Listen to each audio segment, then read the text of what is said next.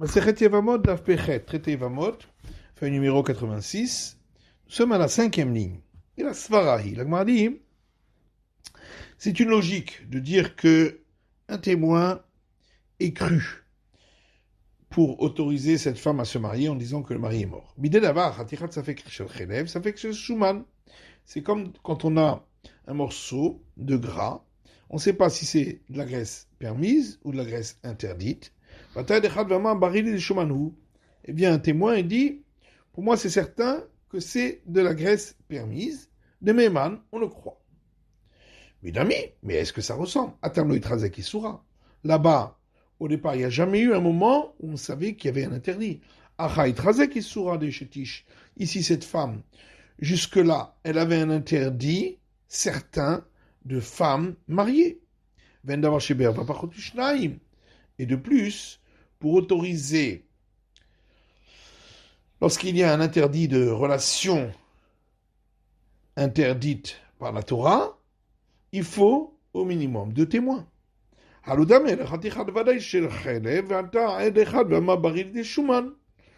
Notre cas ressemble plutôt au cas d'un morceau pour lequel nous étions sûrs que c'était de la graisse interdite. Vient un témoin et dit, je suis certain que c'est de la graisse permise. Dès la Meheman, on ne le croit pas. Midami, mais est-ce que ça ressemble à ce cas-là? Dans le cas qu'on vient de citer, même s'il y a 100 témoins qui viennent témoigner, on ne les croira pas, puisque pour nous, c'est sûr que c'est de la graisse interdite. Alors qu'ici, si 2 témoins viennent dire que le mari est mort, on les croira. Et donc peut-être qu'on croirait un témoin. Exactement comme on a dit concernant une récolte dont on n'avait pas fait des prélèvements, concernant la sanctification et concernant les vœux. Quand on parle de récolte dont on n'avait pas prélevé les prélèvements, de quoi on parle? Idée, si c'est sa récolte à lui, à celui qui vient témoigner que les prélèvements ont été opérés, si on le croit, c'est parce qu'il a la possibilité de le faire lui-même. Donc ça n'a rien à voir avec notre cas. Et là, des aher, on parle que c'est un autre. Donc ce n'était pas la production. Mike ça va. Mais alors, que pense celui qui a enseigné cela? S'il considère que lorsqu'on fait un prélèvement de sa récolte pour autoriser celle d'un autre, on n'a pas besoin de lui demander l'autorisation. Je ne viens de l'attaque, non. Alors de nouveau, pourquoi on le croit? C'est parce qu'il a la possibilité de le faire. S'il pense qu'il faut demander l'autorisation au propriétaire, et il vient dire que il est certain, lui, que les prélèvements ont été opérés, ce cas-là, déjà, d'où sait-on qu'on va le croire? Et Gleshtami, pareil pour ce qui est sanctifié. Igdushat Damim, s'il s'agit de sanctification de la valeur, je ne bien d'olive dodo, parce qu'il a la possibilité de lui-même aller racheter cet élément sanctifié. Igdushat Agouf, et si c'est une sanctification de son corps qu'on a destiné à une offrande au temple, si c'est le sien, c'est parce qu'il aurait la possibilité de délier son vœu. Et là, derrière, donc forcément, on parle que c'est celui d'un autre. Et lui est venu témoigner en disant, je sais que le propriétaire a délié son vœu. Et Goufaminalan, maintenant, d'où sait-on, dans ce cas-là, qu'il est cru? Konamot Nami, pareil pour les vœux.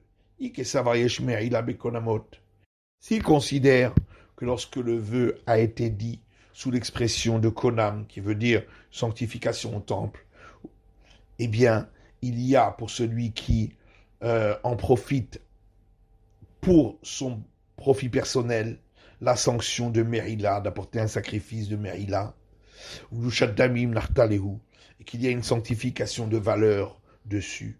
Mishum de Beyadoliv Doto. Donc de nouveau, pourquoi on le croit? C'est parce qu'il pourrait le racheter sur l'argent.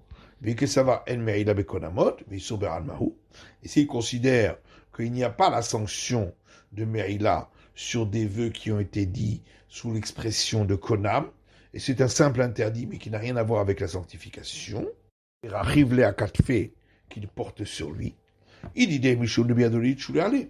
Si c'est des éléments qui sont à lui, de nouveau, si on le croit, c'est parce qu'il a la possibilité de se faire délier de son vœu.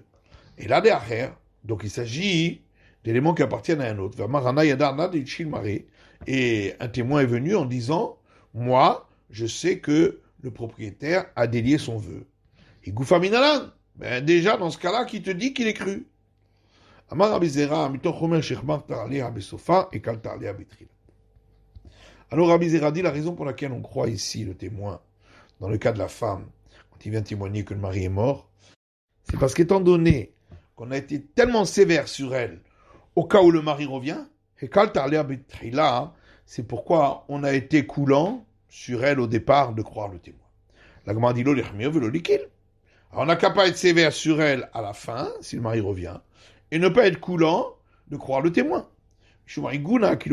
Mais nos sages ont voulu croire le témoin pour empêcher que la femme reste coincée, parce que il n'y a pas deux témoins qui viennent témoigner que son mari est mort. Et c'est pourquoi nos sages ont été coulants. On a dit que si le mari revient, elle devra quitter le premier et le second. Rav dit, c'est seulement dans le cas où elle s'était remariée sous la foi d'un témoin. Vanisset al pishnei edim. Mais si elle s'était remariée sur la foi de deux témoins, l'otetse, elle n'aura pas besoin de le quitter. On a rigolé de lui à l'ouest en Israël en disant voilà que le mari arrive et tu dis qu'elle ne va pas quitter le second. Alors on parle d'un cas où on ne reconnaît pas le mari. Mais alors si on ne le reconnaît pas, même s'il n'y avait qu'un témoin qui avait témoigné qu'il était mort, pourquoi elle devrait quitter le second? On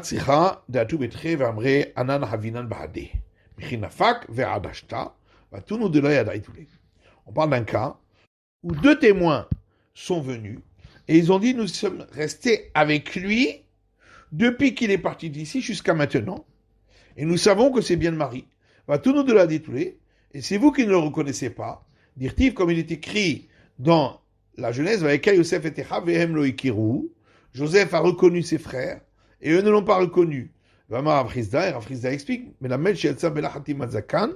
on apprend de là que lorsqu'il était parti, il n'avait pas encore une barbe, ou barbe et zakan. Et lorsque ils l'ont vu, il avait une barbe et c'est pourquoi ils l'ont pas reconnu. Sauf très ou très dis-nous. Oui, mais alors dans ce cas-là, s'il y avait deux témoins qui avaient témoigné qu'il est mort, et maintenant lui apporte deux témoins, donc c'est deux contre deux. Et donc, si elle a une relation avec un autre, elle doit apporter un sacrifice à cause du doute, et un sacrifice qu'on appelle sacrifice de Hacham, pour une faute. Donc comment c'est possible qu'elle peut rester avec le second? Rav Shechet répond qu'elle s'était mariée à un des témoins qui avait témoigné de la mort de son mari, et donc lui, il est certain que le mari est mort, il n'apportera pas de sacrifice.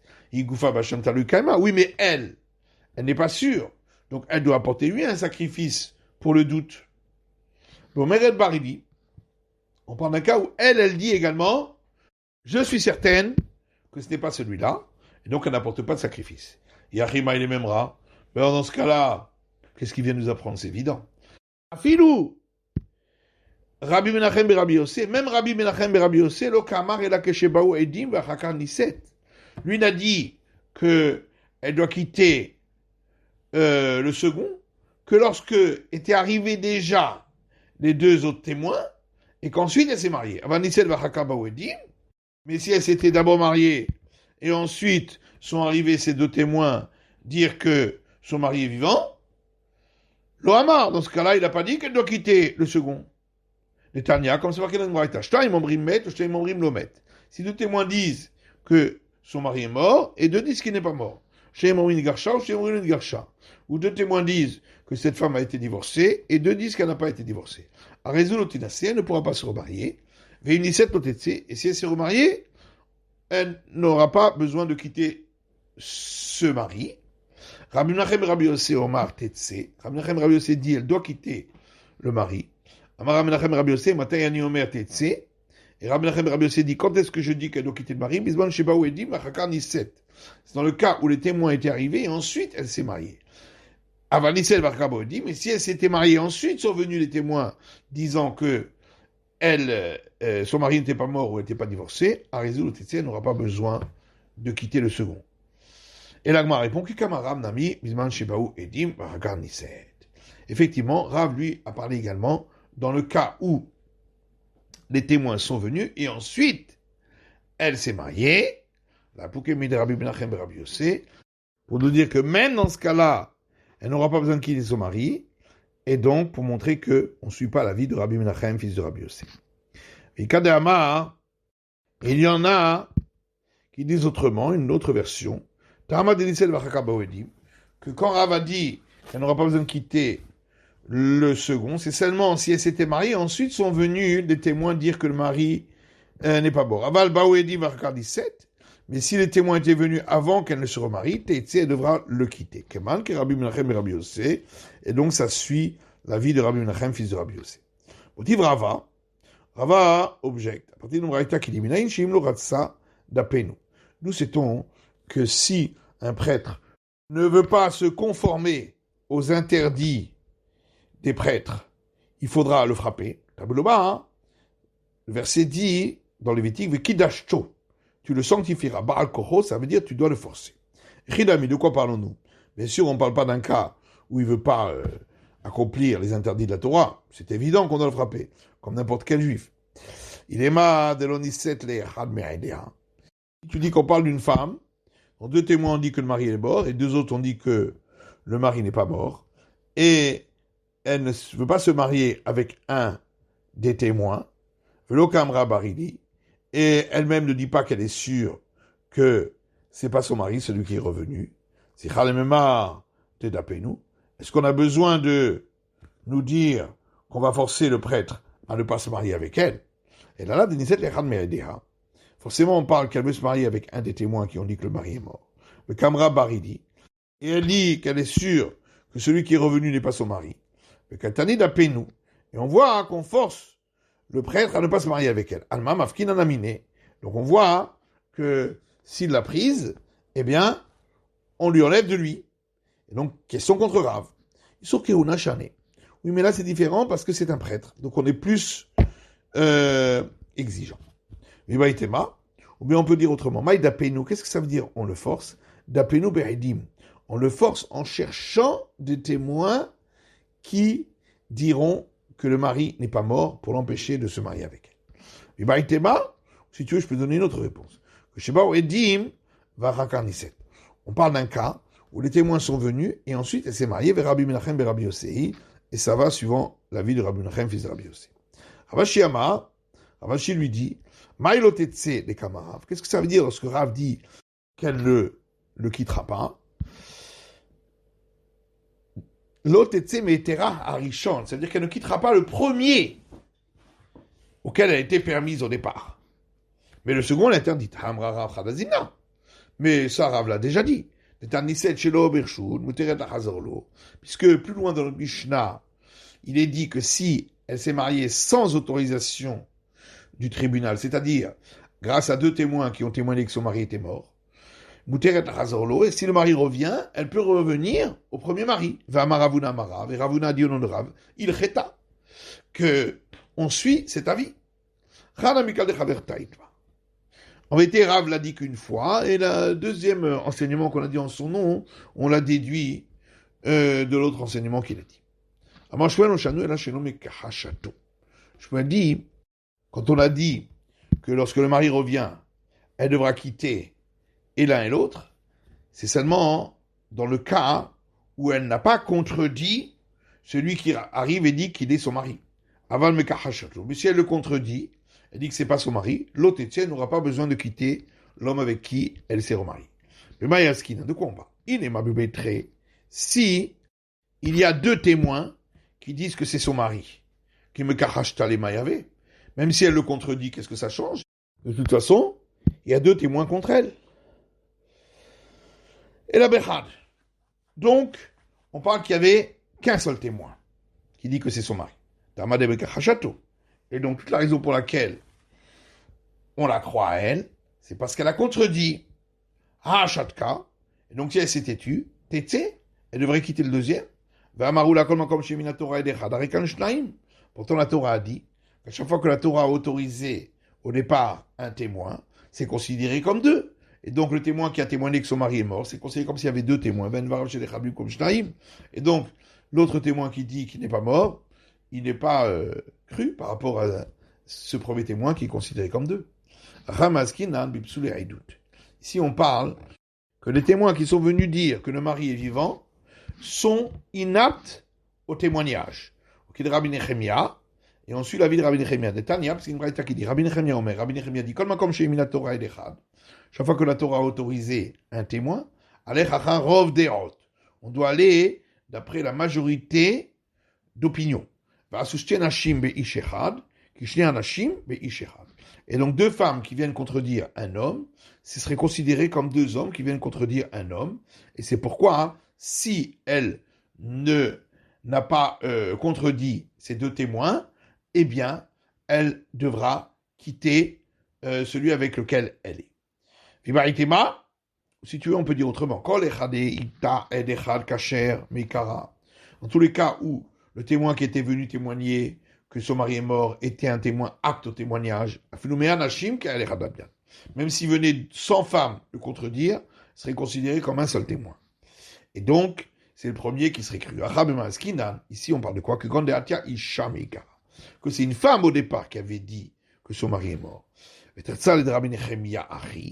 Et voilà comment on va expliquer l'enseignement de Rabbi Nechemia. Rabbi Nechemia Omer, Rabbi Nechemia dit, chaque fois que la Torah a cru un témoin, on va d'après la majorité des opinions. On va on a considéré que deux femmes qui viennent contredire une seule, sont considérés comme deux hommes qui viennent contredire un homme. Mais s'il y a deux femmes qui viennent contredire un homme qui au départ avait dit que son mari était mort, Kepalga ou Palgadami, serait considéré comme un contre un, et on aurait suivi le premier témoin, puisque donc on le considérera comme deux dans ce cas-là. On a dit dans la Mishnah qu'elle aura besoin de recevoir un acte de divorce de l'un et de l'autre. On comprend qu'elle a besoin d'un acte de divorce du premier, puisqu'elle était mariée avec lui. Et la Michénie, mais du deuxième, et pourquoi elle devrait recevoir un acte de divorce? Zdout be'almahu. La relation qu'elle avait eue avec lui n'était pas une relation de mariage, puisqu'il lui était interdit. Ravuna dit, c'est une institution des sages. De peur que les gens vont dire qu'elle s'est mariée avec le deuxième parce que le premier l'avait divorcée. Et les gens vont croire que donc une femme mariée peut quitter son mari sans recevoir l'acte de divorce. Mais alors on ne comprend pas la suite de la Mishnah, où il est dit Amroula med ba'aler, si un témoin lui a dit son mari est mort, elle est allée recevoir l'acquisition de l'acte de mariage, et ensuite son mari arrive, elle pourra retourner chez lui puisque elle n'avait pas encore eu de relation avec l'autre.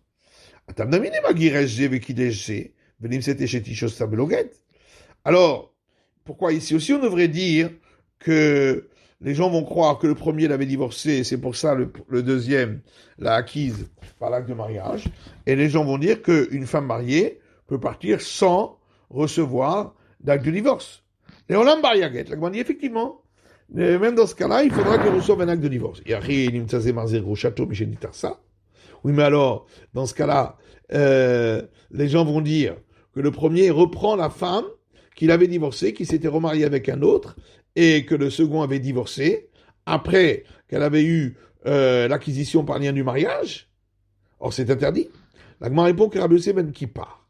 Notre Mishnah va suivant Rabbi Yosef ben Kippar, d'Amar Mina Nisui Nasur, Amina Erusin Muteret, qui dit que quand on a dit que après qu'elle s'est mariée avec un autre, elle ne peut plus revenir chez le premier, qu'il avait divorcé, c'est seulement si elle avait déjà une relation avec l'autre et qu'elle était rentrée dans la maison de l'autre. Mais si elle avait simplement l'acquisition par l'acte de mariage avec l'autre, elle pourra retourner au premier mari. C'est la fin de l'étude de Daf Pechet, de la feuille numéro 88.